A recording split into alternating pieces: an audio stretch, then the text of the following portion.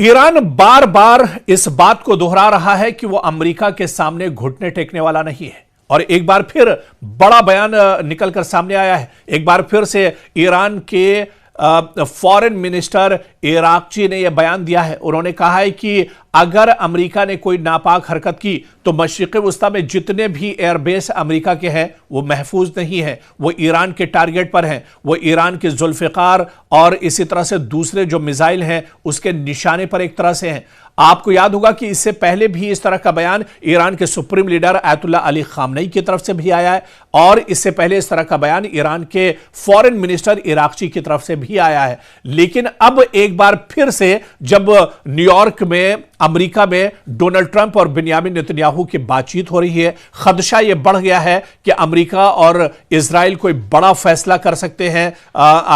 Iran पर लेकर। इस कशीदगी के बीच में कोई बड़ा फैसला डोनाल्ड ट्रंप और नेतन्याहू कर सकते हैं। ऐसे में अब ईरान ने एक बार फिर से साफ कर दिया है कि अगर कोई नापाक हरकत ईरान को लेकर की जाती है, ईरान के हुदूद में अगर कोई हमला अमेरिका या इजराइल की तरफ से किया जाता है तो पूरे मशरिक़ वस्ता में एक तरह से आग लगा दी जाएगी और अबनाए हुर्मुज़ को एक तरह से कब्रिस्तान अमेरिका के फौजियों के लिए बना दिया जाएगा। इजराइल के अंदर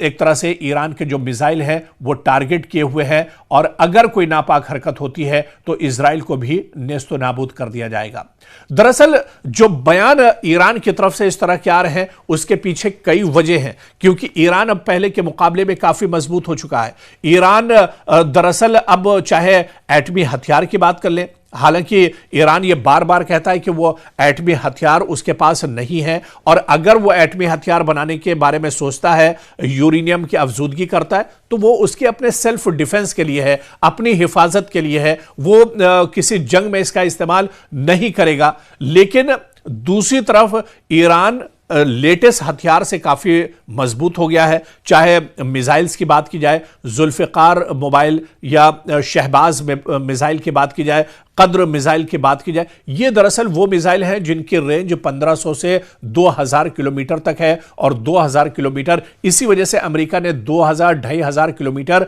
से ज्यादा दूरी पर अपने अब्राहम लिंकन जो बहरी बेड़ा है उसे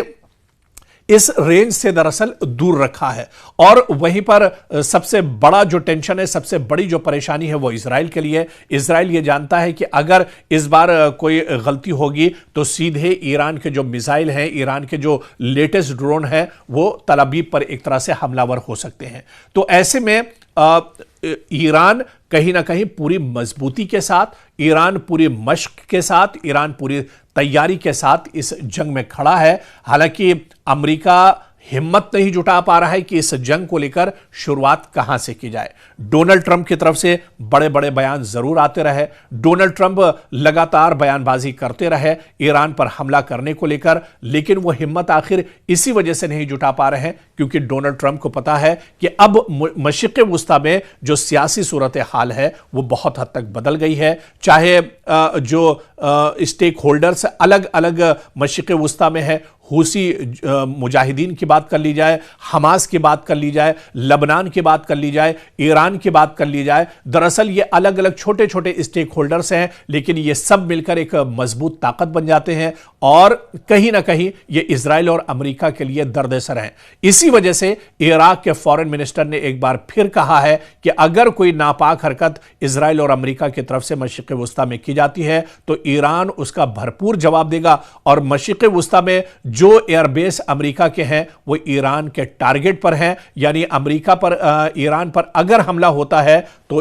अमेरिका के जितने एयरबेस मशरिक़ वस्ता में हैं वो तबाह बर्बाद कर दिए जाएंगे, वो खत्म कर दिए जाएंगे। लेकिन अब सबकी निगाहें अमेरिका में होने वाली बैठक पर है, जो बैठक इस वक्त चल रही है डोनाल्ड ट्रंप और बेंजामिन नेतन्याहू के दरमियान जो बातचीत चल रही है, पूरी दुनिया की निगाहें इस पर टिकी हुई है कि इस बातचीत के बाद क्या कुछ फैसला लेंगे डोनाल्ड ट्रंप और बेंजामिन नेतन्याहू, क्या कुछ उनका अगला रुख होगा, यह देखना बहुत अहम होगा। ईरान बार बार इस बात को दोहरा रहा है कि वो अमेरिका के सामने घुटने टेकने वाला नहीं है और एक बार फिर बड़ा बयान निकलकर सामने आया है। एक बार फिर से ईरान के फॉरेन मिनिस्टर इराकची ने यह बयान दिया है। उन्होंने कहा है कि अगर अमेरिका ने कोई नापाक हरकत की तो मशरिक़ वस्ता में जितने भी एयरबेस अमेरिका के हैं वो महफूज नहीं है, वो ईरान के टारगेट पर हैं, वो ईरान के जुल्फ़िकार और इसी तरह से दूसरे जो मिसाइल हैं उसके निशाने पर एक तरह से हैं। आपको याद होगा कि इससे पहले भी इस तरह का बयान ईरान के supreme leader Ayatollah Ali Khamenei की तरफ से भी आया है और इससे पहले इस तरह का बयान ईरान के फॉरेन मिनिस्टर इराकची की तरफ से भी आया है। लेकिन अब एक बार फिर से जब न्यूयॉर्क में अमेरिका में डोनाल्ड ट्रंप और बिन्यामिन नेतन्याहू की बातचीत हो रही है, खदशा यह बढ़ गया है कि अमेरिका और इजराइल कोई बड़ा फैसला कर सकते हैं ईरान पर लेकर। इस कशीदगी के बीच में कोई बड़ा फैसला डोनाल्ड ट्रंप और नेतन्याहू कर सकते हैं। ऐसे में अब ईरान ने एक बार फिर से साफ कर दिया है कि अगर कोई नापाक हरकत ईरान को लेकर की जाती है, ईरान के हुदूद में अगर कोई हमला अमेरिका या इजराइल की तरफ से किया जाता है तो पूरे मशरिक़ वस्ता में एक तरह से आग लगा दी जाएगी और अबनाए हुर्मुज को एक तरह से कब्रिस्तान अमेरिका के फौजियों के लिए बना दिया जाएगा। इजराइल के अंदर एक तरह से ईरान के जो मिसाइल हैं वो टारगेट किए हुए हैं और अगर कोई नापाक हरकत होती है तो इजराइल को भी नेस्तो नाबूद कर दिया जाएगा। दरअसल जो बयान ईरान की तरफ से इस तरह के आ रहे हैं उसके पीछे कई वजह हैं, क्योंकि ईरान अब पहले के मुकाबले में काफी मजबूत हो चुका है। ईरान दरअसल अब चाहे एटमी हथियार की बात कर लें, हालांकि ईरान ये बार बार कहता है कि वो एटमी हथियार उसके पास नहीं है और अगर वो एटमी हथियार बनाने के बारे में सोचता है, यूरेनियम की अफजूदगी करता है तो वो उसके अपने सेल्फ डिफेंस के लिए है, अपनी हिफाजत के लिए है, वो किसी जंग में इसका इस्तेमाल नहीं करेगा। लेकिन दूसरी तरफ ईरान लेटेस्ट हथियार से काफी मजबूत हो गया है, चाहे मिसाइल्स की बात की जाए, जुल्फिकार मोबाइल या शहबाज मिसाइल की बात की जाए, कद्र मिसाइल की बात की जाए। ये दरअसल वो मिसाइल हैं जिनकी रेंज 1500 से 2000 किलोमीटर तक है और 2000 किलोमीटर इसी वजह से अमेरिका ने 2000-2500 किलोमीटर से ज्यादा दूरी पर अपने अब्राहम लिंकन जो बहरी बेड़ा है उसे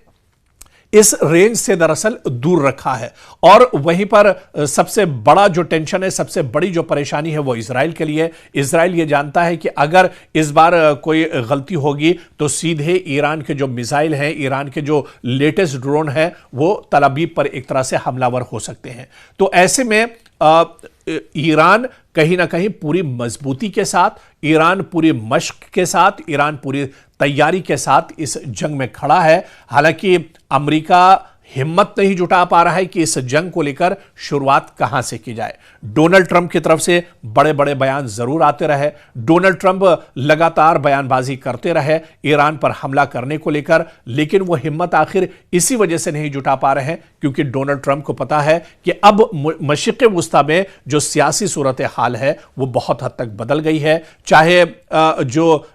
स्टेक होल्डर्स अलग अलग मशरिक़ वस्ता में है, हूसी मुजाहिदीन की बात कर ली जाए, हमास की बात कर ली जाए, लबनान की बात कर ली जाए, ईरान की बात कर ली जाए, दरअसल ये अलग अलग छोटे छोटे स्टेक होल्डर्स हैं, लेकिन ये सब मिलकर एक मजबूत ताकत बन जाते हैं और कहीं ना कहीं ये इजराइल और अमेरिका के लिए दर्द-ए-सर हैं। इसी वजह से इराक के फॉरेन मिनिस्टर ने एक बार फिर कहा है कि अगर कोई नापाक हरकत इजराइल और अमेरिका की तरफ से मशरिक़ वस्ता में की जाती है तो ईरान उसका भरपूर जवाब देगा और मशरिक़ वस्ता में जो एयरबेस अमेरिका के हैं वो ईरान के टारगेट पर हैं, यानी अमेरिका पर ईरान पर अगर हमला होता है तो अमेरिका के जितने एयरबेस मशरिक़ वस्ता में हैं वो तबाह बर्बाद कर दिए जाएंगे, वो खत्म कर दिए जाएंगे। लेकिन अब सबकी निगाहें